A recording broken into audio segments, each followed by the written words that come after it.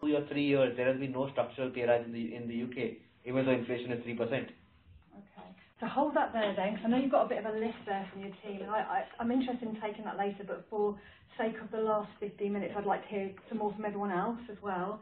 So the point there that you've just given us is why tell people the ratings, because it's not necessarily helpful. I think that, to summarise, it may be demotivating or what have you. Okay. Other ideas? I think if you've rated yourself a 2+ and your supervisor thinks that you should be 1, they should put down a 1. Or say, no, you think you're a 2, then they have to justify why you're a 2. But I don't think that they should encourage you to put a higher ranking than the one you put. Okay. Oh, I've learned that PAPD is such a bun fight. If you don't trust your supervisor to stand your corner, I play the numbers game. I just say 1 every year. Well, I've never done it. I figured that will knock me down to a 2+. Because if I rank myself as a 2+, I'll knock me down to a 2. I know ideas. I really not answering. So I figure there's no point being modest about your performance. You might as well just go in. I've been excellent all year. So I didn't think let me that ask you about that, because I believe me, I've talked to lots of people about this topic over the years. I shared with someone earlier that I did some research into it myself several years ago for a dissertation I wrote all about ranking. So I know the games that people play, and from my own experience too around these things, that's what people said to me, we play games around it. So we were specifically talking about the self-assessment there, around disclosing to your manager how you think you've done. I'm picking up here that you don't think that's helpful in this current system. Or tell me more. So you talked about how you, for example, always put a 1 because at the end of the day, you know, it will serve you.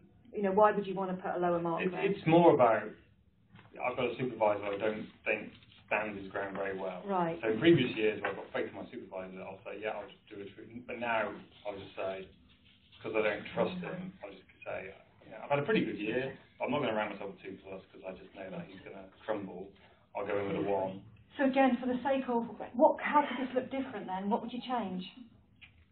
In terms of getting an evaluation at any point in time in the year that's going to help you achieve what you need to achieve, perform highly, what could look different there? Well, not asking the employee for a rating. Can I give an example there? I'm not sure if you might be able to help, but maybe not give ourselves a ranking, because at the end of the day, our ranking depends on our peers. So we might think that we've done a really good job and give ourselves a 1, but if our peers really outdid themselves that year, then automatically we'll get knocked down. So maybe rather than self-ranking, maybe we should, give basically our opening statements to why we think we've done well. So basically sell ourselves. So say I've done X, Y, and Z, maybe went above and beyond for whatever. So maybe sell yourself at that point rather than ranking yourself, because the rank will be dependent on how your peers. Or maybe you rank your peers, but you don't rank yourself. I've heard that in the news one morning, and I just thought, I mean, well, so there is actually a company that's done that, where their peers kind of assess them and essentially determine what your salary increase is or isn't.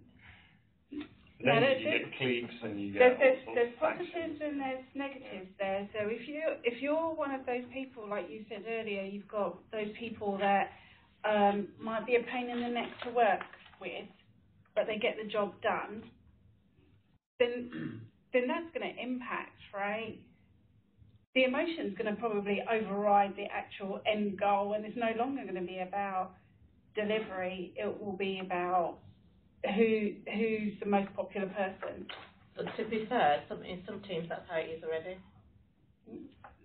So sometimes it's about who's in the in group, and then they're the ones that are championed to get the 1, not necessarily because they've delivered a lot more than the next. I think ranking yourself, I wouldn't rank yourself.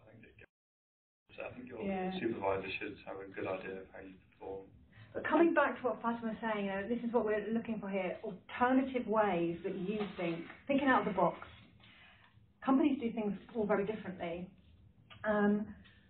what would motivate you around your evaluation? Would it be having upwards feedback, more feedback from peers, not just getting feedback from your manager? How would you like to see it? What about just getting rid of rankings completely and just work on a feedback basis? So how, if you got rid of rankings, then what would be helpful there? If there's no rankings in your world, you're getting feedback. Tell us more about what that would look like. What about the pay then? I thought the rankings would go on the pay, so how did... So there's not much pay difference, is there really, at Chevron? So I honestly don't know. between a 2 and a 2 plus or whatever, there's not much difference. Bonus. Yeah, it's not much difference, so might as well just get rid of it. Oh, okay, we didn't know that, yeah.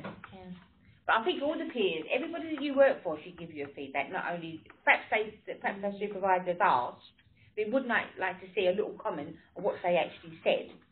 Yes, I was going to say, when I worked in before here, I was quite surprised that this system doesn't allow to do it. When I was at a previous job, it would go out to 5 of the guys that I worked for. Say I worked for 10 guys, I'd pick 5 guys I wanted it to go to, and they would feedback, give comments on me. My boss would collate it all, and then there'd be an evaluation committee on the assistance of that grade, and the committee would then, present to the board of the committee and then come out with your grade and your pay. But yeah, it'd go around to all of your teams. After all, you don't just work for one person, there's a whole lot, so everyone's got an opinion.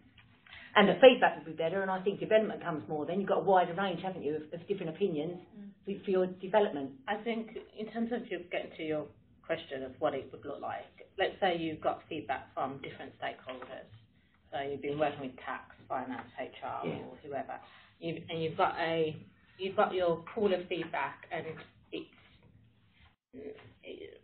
it may be anonymous, but it's going along different themes, like the way you communicate, the effectiveness, your leadership style, and then it's kind of ranked as to needs improvement or modest or very good. It just goes in those 3 categories. Maybe it can look like that, and then you've got an idea of where it can work from, and then you probably need something else on top of that. You probably need some more proper comments. So you've got the line items where it tells you, okay, you've got these. You might need to work on your communication. You might need to work on your leadership style. But then on the other part, you've got a little bit more detailed commentary of how you performed over the year, or how that's it really. Okay, so some of the things we've heard so far then about your views on ratings and evaluation, in addition to what you've got on the board already, is then consider no rankings at all, having broader feedback from all, maybe from all of your team or all of your customers or what have you, and a wider range of feedback I've captured here. So I'm just getting the impression of less of a rating and a score, if you like, but more of a conversation based on feedback. You find more helpful in terms of evaluating you rather than here you are, you're a 2 or you're a 2 plus, you're a 1. Totally agree with that. Maybe a combination of, as all the factors Sarah has said here, combining not only your actual work performance but the other parameters, and maybe in terms of getting a score which is not for disclosure or anything. I'm looking at when you talk about how it's going to be linked to the pay. If you got a summary of all these things and some scores which maybe your peers have given you and something, that's then taken that if you're in a band between this and this and your CO is so much, you will get 3% increment or you will get a 4% increment. Totally agree. So both the things, they are tied up, and at the same time, you're not telling somebody that you were a 1 or you are a 2. Don't tell anyone anything, it's not disclosed. No.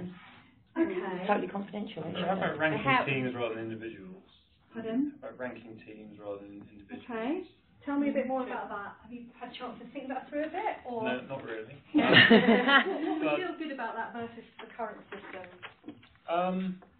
It might encourage people to work together better. Yeah. There are some teams that I work with where individually they have some great guys, but the team as a whole is pretty poor performing. Conversely, you have the other way. You have a team of people who individually, there's no standout characters, but they just seem to work really well together. But then sometimes the weaker ones, wouldn't you be carrying The stronger ones carrying the weaker ones. You carry them anyway, you know.